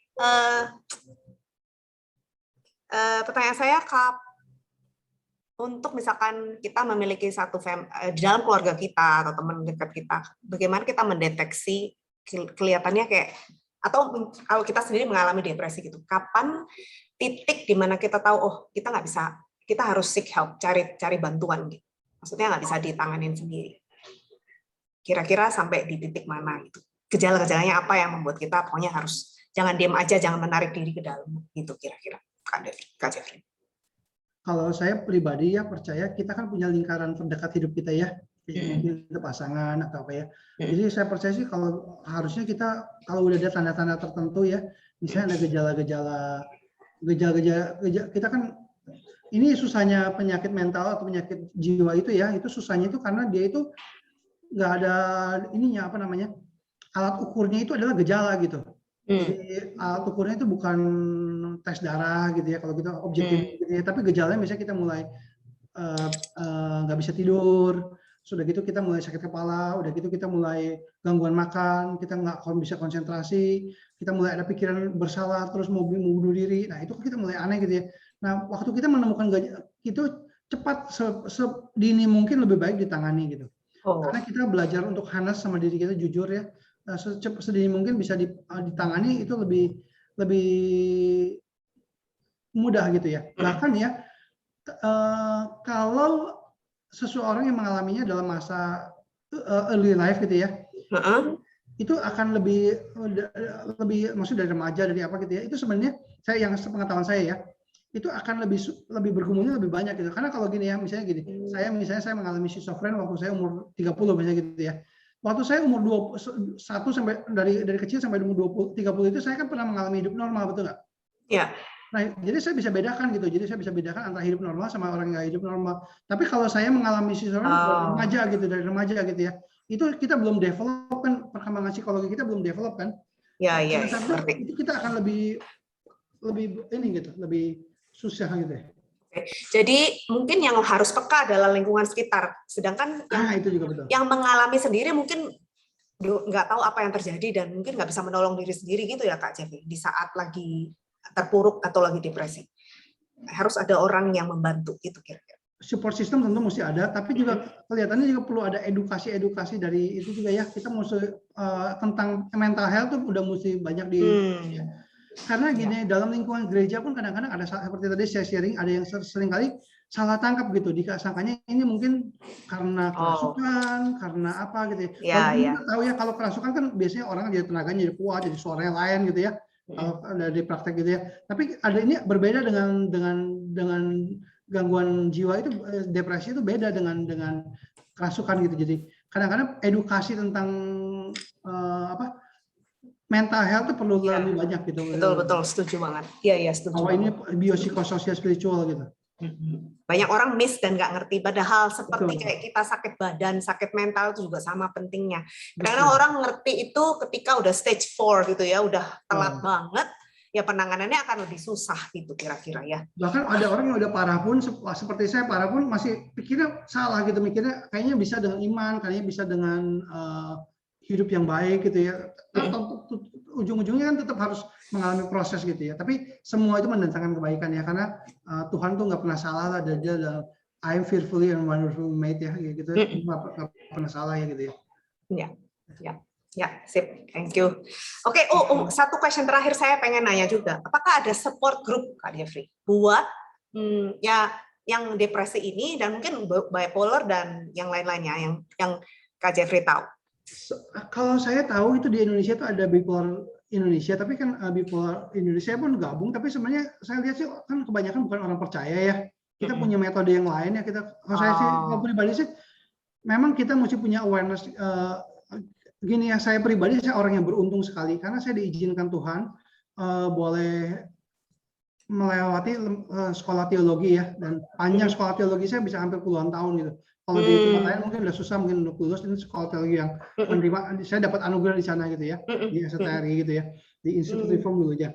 Nah itu saya punya banyak teman-teman yang mendukung gitu, dan kita tuh bisa sharing, ada pergumulan, saling mendoakan. Ya kita butuh support group gitu, karena kita itu makhluk yang relasional ya. Relasional. Bahkan kita diciptakan menurut peta dan teladan Allah, gambar dan rupa Allah. Allah kita sendiri pun relasional, Allah Bapa dengan Allah Anak, Allah Bapa dengan Allah Putra dan Roh Kudus dan sebagainya ya. Jadi kita pun gambar dan rupa Allah pun kita pun diciptakan dalam relasional gitu ya. Makanya kita butuh satu sama lain gitu. Dan kalau dalam mengalami depresi begini kita butuh rekan betul-betul. Rekan. Mungkin harus dibuat kali Kak Jeffrey diinisiasi yang secara dengan dari perspektif Kristen gitu Bang ya. Jadi bisa memakai ya support grupnya bukan lebih ke arah bukan yang general tapi lebih ke pastoral gitu mungkin. Ya ke depannya mungkin ya siapa tahu teman-teman di sini juga ada yang mengalami dan pengen belajar lebih lanjut, bergabung nanti mungkin ke depannya apakah boleh mungkin di-share informasi atau gimana tentang Kak Jeffrey gitu ya. Karena kemarin saya dengar dari Lim-I bahwa Kak Jeffrey dan mamanya Kak Jeffrey ini punya hati untuk melayani gitu ya. Untuk orang-orang yang mungkin juga bergumul dalam hal yang sama.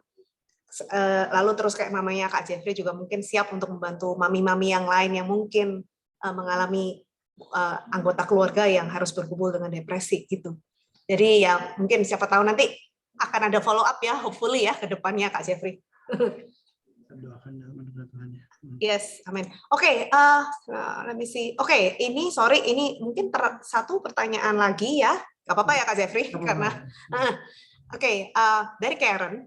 Terima kasih atas share-nya Pak. Mau tanya gimana Pak have the courage untuk pergi ke psikiater untuk didiagnosa pertama kali? Kalau saya sih gimana nggak punya courage lagi, udah berantakan, maksudnya udah kacau gitu ya. Karena ada orang kan malu tuh datang ke psikiater ya. Kalau saya udah waktu tahun 98 tahun 98 saya begitu masuk. Itu saya itu dalam kondisi udah nggak bisa konsentrasi, udah kacau gitu ya. Justru kalau ada teman dari mama bilang harus masuk ke psikiater gitu. Jadi kita ke psikiater dan makan obat. Hanya dulu kita punya pengertian juga udah makan obat tuh 1 tahun ya. Saya terus begitu ke Australia. Di sekolah saya di uni gitu ya, nilai saya bagus gitu. Saya pikir saya tinggi nilainya dulu ya, termasuk paling tinggi gitu ya. Saya pikir saya nggak sakit lah, buat apa saya makan obat. Saya stopin obat ya. Wah, dalam 6 bulan saya kacau lagi gitu. Jadi akhirnya saya mau gimana, kalau saya pribadi mah bukan punya courage ya, udah harus langsung ditolong gitu ya, kalau nggak berantakan gitu. Waktu itu jadi apakah Kak Jeffrey inisiasi sendiri atau diajak sama mami atau yang lain untuk ke psikiater? Diajak sih. Tapi saya sendiri udah nggak bisa apa-apa ya, udah kondisinya udah kacau ya. Oke. Cuman Yes. memang gini, kalau udah waktu ada tahap-tahap tertentu kita waktu paham tanpa nggak pakai obat bisa sembuh gitu ya. Waktu itu pada saat itu rasanya tuh lebih agak nggak mau makan obat gitu. Nah itu makanya pembelajaran juga sih. Memang kalau memang sakit memang belum butuh orang sakit ya butuh obat lah ya gitu, butuh dokter ya. Jadi saya belajar pengalaman yang pahit untuk humble gitu ya. Memang kalau kita sakit kita butuh obat gitu, butuh dokter. Walaupun nggak ini pengalaman nggak bisa digeneralisasi juga. Karena ada orang yang betul-betul bisa pulih, ada orang yang nggak ini. Jadi kita mesti lihat realita hidup ada realitas seperti apa gitu. Kita mesti bisa punya hikmat lah ya untuk membedakan gitu. Oke. Ya. Oke, thank you. Thank you. Thank you so much. Mungkin kita udah hampir jam 6 nih ya. Kita sudah sangat diberkati sekali dengan sesi hari ini. Thank you banget untuk Kak Jeffrey buat pelayanannya, dan saya percaya hati Tuhan ada di tengah-tengah kita sore hari ini. Amin.